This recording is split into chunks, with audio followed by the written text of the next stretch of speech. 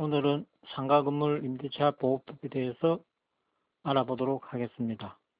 상가임대차 보호법은 기본적으로 주택임대차 보호법과 보통 비슷하지만은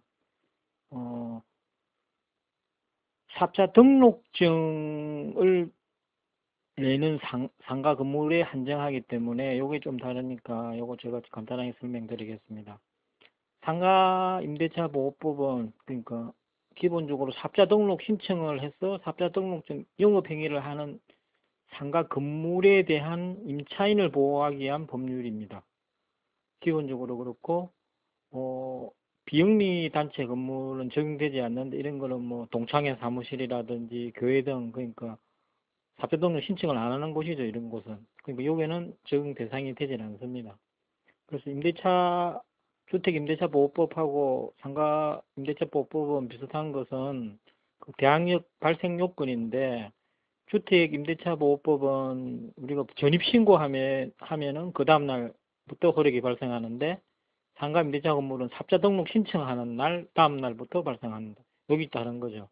나머지는 주택도 이사를 가면은 발생하지만은 요 지금 상가 건물은 내가 입주를 해서 영업을 시작하도록 그냥 직기가 들어오고 점유를 해야지 발생하는 거고, 그다음 계약서상에 주택임대차는 전세계약서상에 확정일자를 받지만 이거는 임대차 계약서 받을 때 전세계약서는 동사무소에서 보통 전입신고할 때 받지만 이건 관할 세무서, 그러니까 사표등록 신청할 때 이렇게 받으시면은 요 세 개가 그 요건이 있어야지 임대차 보호 대상이 되는 겁니다.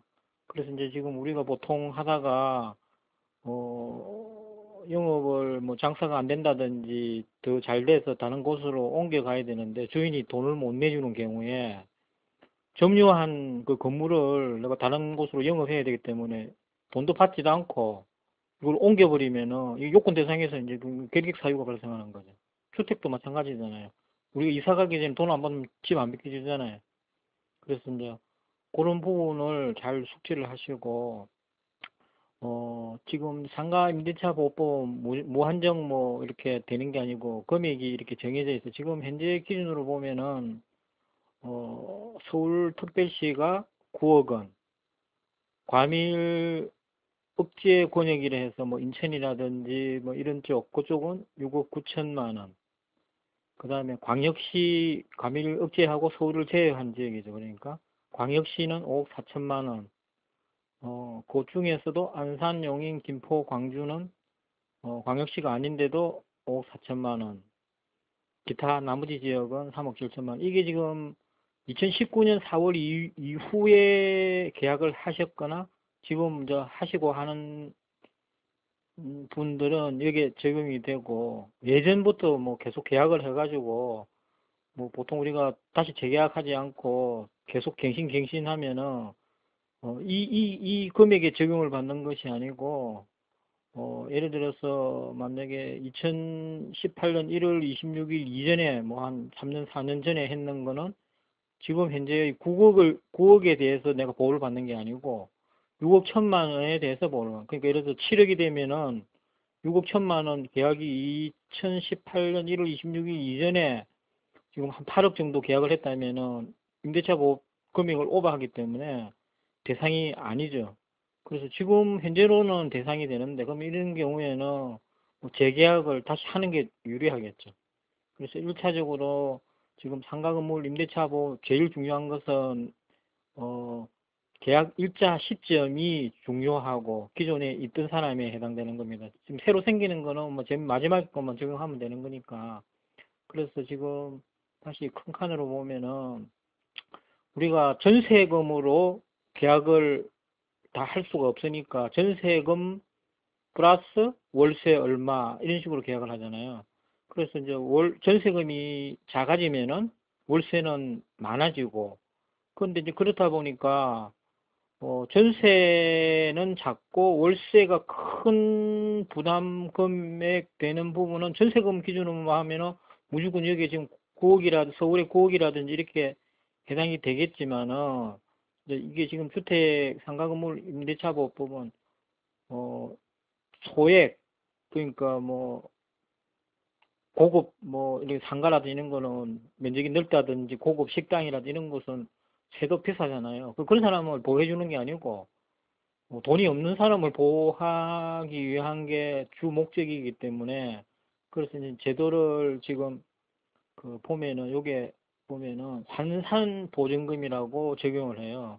그래서 이제 이게 임대차 계약을 체결하는 임차인에 대해서 그 보호를 하되 전세금과 월세를 전세금으로 환산해서 그 하는데, 이 환산 보증금의 이제 공식은 지금 이제 월세 전세금 보증금하고 월세 곱하기 100을 해서 그 요것도 이제 요걸 전세금으로 환산을 한 금액이죠. 한 금액을 어 보증금하고 합해서 이것을 환산 보증금으로 만드는 거예요. 그래서 예를 지금 간단하게 돕기위해서 그 다시 이야기하면은 지금 지역을 서울 지역 현재 1월 이후 시점으로 적용하고 수도권 그 과밀 억제 지역 요거는 금액이 6억 9천이니까 똑같이 이제 예를 들어 이해 돕기위해서 똑같이 적용을 하면은 1번은 서울 지역 보증금 5억에 월세 300만 원.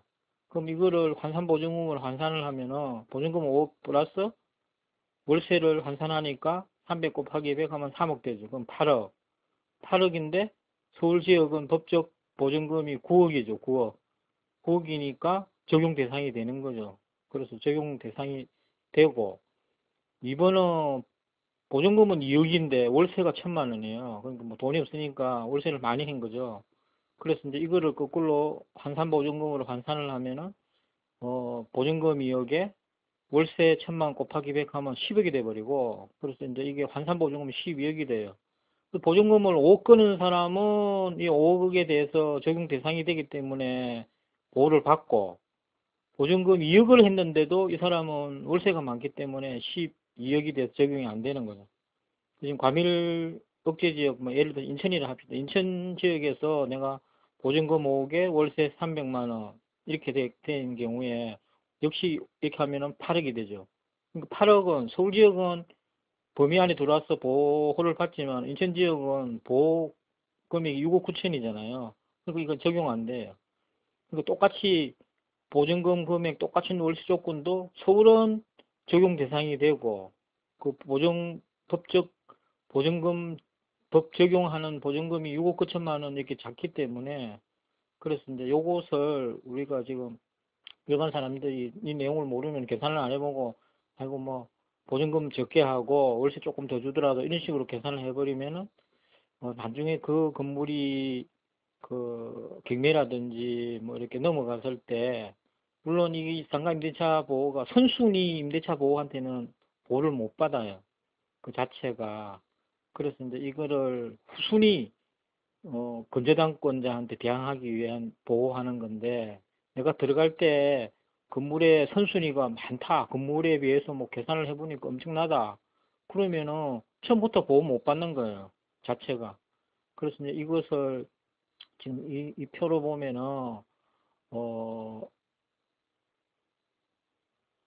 최우선 변제 금액 해가지고 해가고 우선 변제 대상 이게 있어요. 이게 고기지만 6억 5천만 원 이하로 작은 이런 소규모 점포는 보호하기 위해서 먼저 그 선순위 상관없이 이렇게 대상이 돼요. 그래서 이제 이거는 진짜로 소액 자영업자를 보호하기 위해서 계약서 상에 6,500만 원 이하인 자는 선순위에 상관없이 이렇게 보상을 해주도록 이렇게 하는. 그래서 은행에서는 이런 걸 담보로 잡을 때 이런 거 상가 개수를 파악해서 그 공제를 해요. 그러니까 담보물에서 공제를 해요. 미리 이거는 내가 선순위로 들어와도 최소액의 소액 6천에서 6,500만 원 이하니까 뭐 6천만 원짜리 들어와도 6천만 원 공제되는 거고 6,500 해도 공제되는 거죠. 그래서 이제 담보물을 그 대출 끼주는 금융권에서는 이건 감안해서 그 담보물을 해서 대출을 그만큼 빌려줘서, 그러니까 1순위 자체가 설정을 많이 하더라도 대출 금액을 적게 해주잖아요. 보통 뭐 1억 하면은 설정은 뭐 1억 2천만 원 한다든지 이렇게 하기 때문에 이제 그렇게 하는 이유가 법적 비용이라든지 이런 거를 이자라든지 안 냈기 때문에 감안하기 위한 건데 어쨌든 최우선 이거는 뭐 그렇게 해당 사항이 지금 오늘 설명하려는 것이 아니고 내가 이순위 건저당권자한테 대항하기 위한 그런 내용이니까 그리고 요거를 마지막으로 설명하면은 5번에 여기 보면은 우리가 건물이 경매 진행이 된다든지 하면 배당 순서가 선순위 건저당권 아까 은행이 되겠죠. 뭐 내보다 항상 앞에 건저당이 돼 있었으니까 그럼 이 사람이 배당을 받고 두 번째는 나라든지 그 이제 일자별로 다르겠지만은 옆집 상가는 뭐 1월 1일 등록돼 있고 나는 1월 5일 됐고 이것도 이제 그 순서가 정해지겠죠. 뭐 동일치 되는 건 아니니까 그거 감안해서 임차인이 1인 건물 1인 상가는 뭐 상관없는데 건물 전체에 총괄 이렇게 돼 있는 경우에는 이것도 뭐 일자별 따라 가지고 뭐 배당이 틀릴 수도 있겠죠. 그러니까 일자가 선순위가 되는 거니까.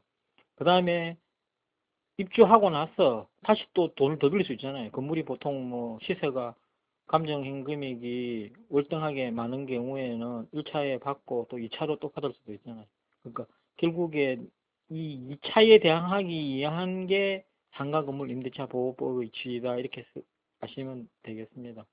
그리고 지금 4번에 지금 설명을 내가 순서 없이 하는데 임차권 등기 명령이라는 거는 내가 이제 장사를 하다가 아이고 뭐 딴 것 때문에 접어야 되겠다 하고 주인 보고 돈을 돌려니까 아 나 지금 돈 없는데 뭐 새 들어오면 주든지 이렇게 하고 무한정 영업은 안 하는데 기다릴 수가 없잖아요.